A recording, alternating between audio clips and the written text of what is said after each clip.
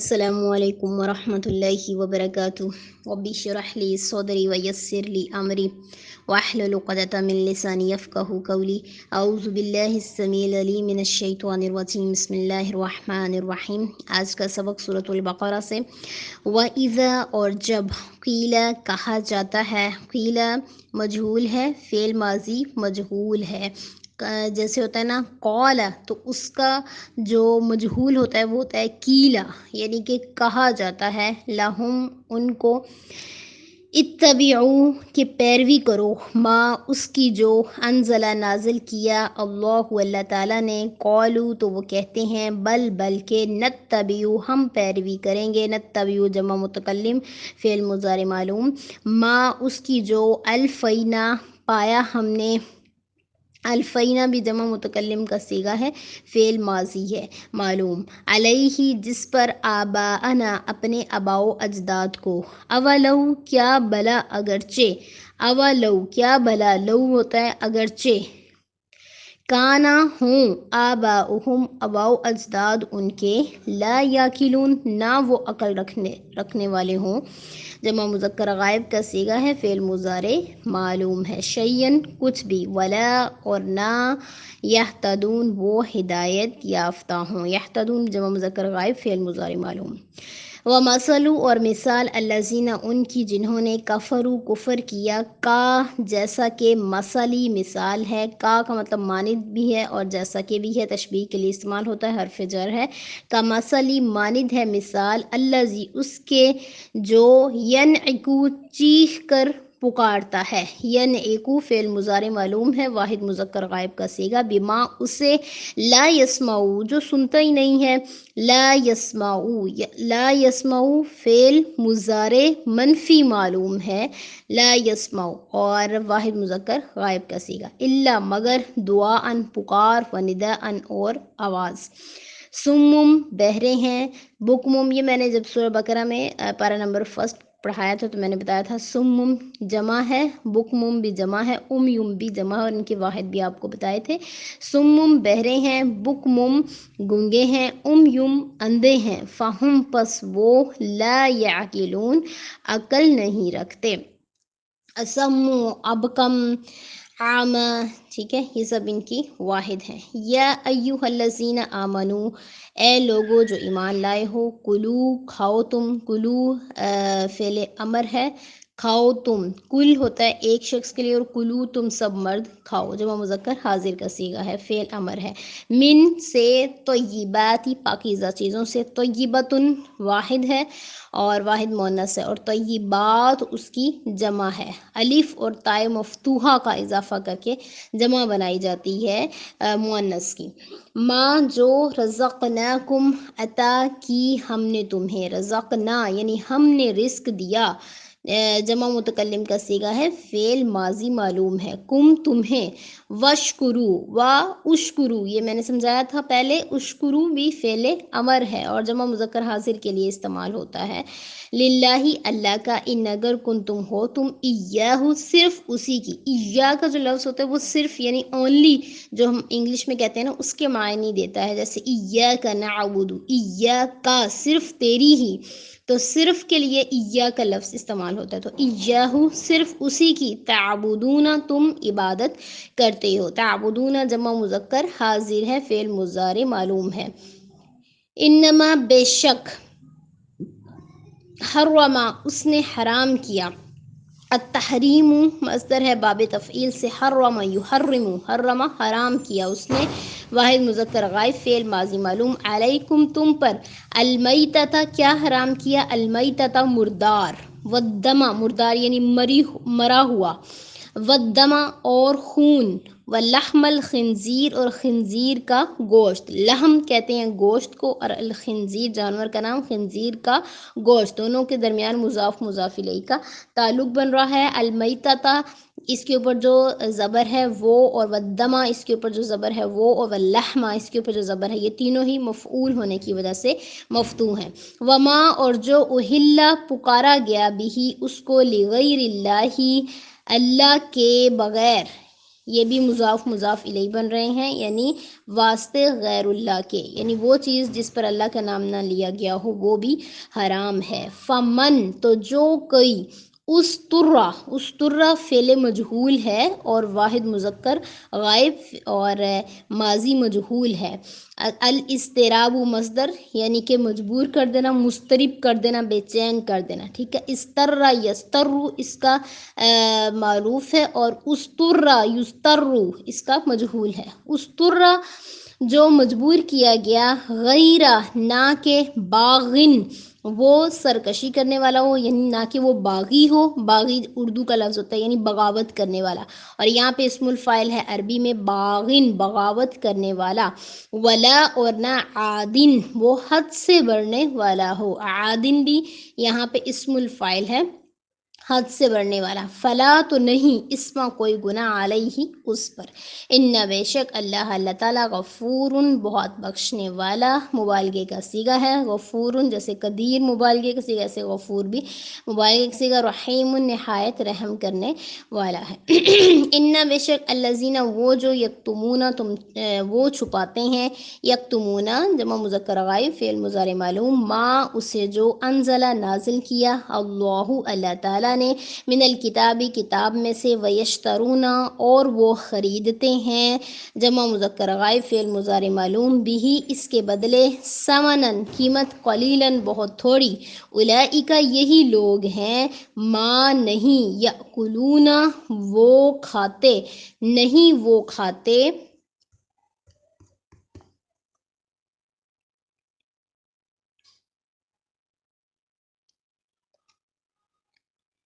فی بطونہم، فی میں، بطون بطن کی جمع، بطن پیٹ کو کہتے ہیں اور بطون اس کی جمع ہے، فی بطونہم اپنے پیٹوں میں، ہم ضمیر ہے اور مذکر کے لیے اور غائب کے لیے استعمال ہوتی ہے، جمع مذکر غائب کے لیے استعمال ہوتی ہے، اپنے پیٹوں میں، الا سوائے، النار آگ کے، ولا اور نہیں، یکلمہم کلام کرے گا ان سے، التکلیم مصدر ہے باب تفعیل سے، کلم یکلم کلام کرنا، بات کرنا، تو یکلم یہ واحد مذکر غائب کا صیغہ فعل مضارع معلوم ہے، یکلم کلام کرے گا ان سے، ہم ان سے، اللہ تعالیٰ، یوم القیامہ قیامت کے دن، ولا اور نہ، یزکیہم وہ پاک کرے گا انہیں، التزکیۃ مصدر زکا یزکی وہ انہیں نہ ہی پاک کرے گا نہ ہی ان سے کلام کرے گا، وَلَهُمْ اور ان کے لیے عذاب عذاب ہے، علیم دردناک۔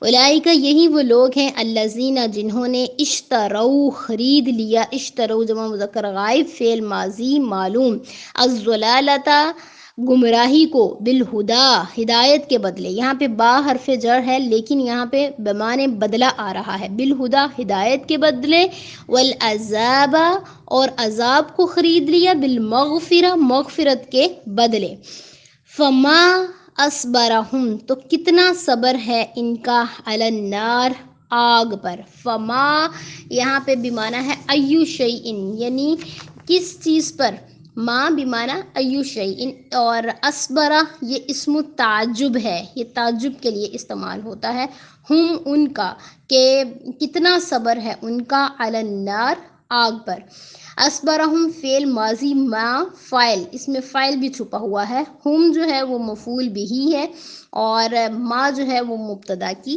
خبر ہے، اس کے بارے میں آپ انشاءاللہ لیول 2 میں پڑھیں گے ایڈوانس کورس میں، کہ خبر مقدم اور خبر مؤخر کے بارے میں انشاءاللہ آپ سیکھیں گے۔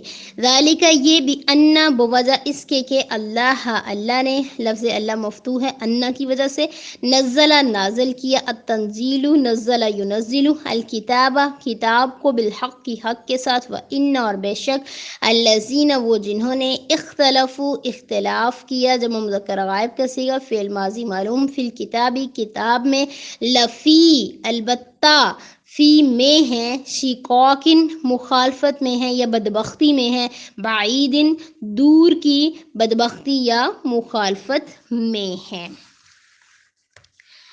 ان آیات مبارکہ میں آیت نمبر 170 میں جب کہا گیا وَإِذَا قِيلَ لَهُمْ اتَّبِعُوا مَا أَنزَلَ اللَّهُ، تو مشرکین اور یہود و نصارہ کے پاس اپنے شرکیہ افعال کے لیے نہ کوئی عقلی دلیل ہے اور نہ ہی اللہ تعالیٰ کی طرف سے آنے والی کوئی نقلی دلیل ہے، تو انہیں چیلنج کیا گیا کہ اللہ کی کسی کتاب میں سے کوئی نقلی دلیل تمہارے پاس ہے تو وہی پیش کر دو۔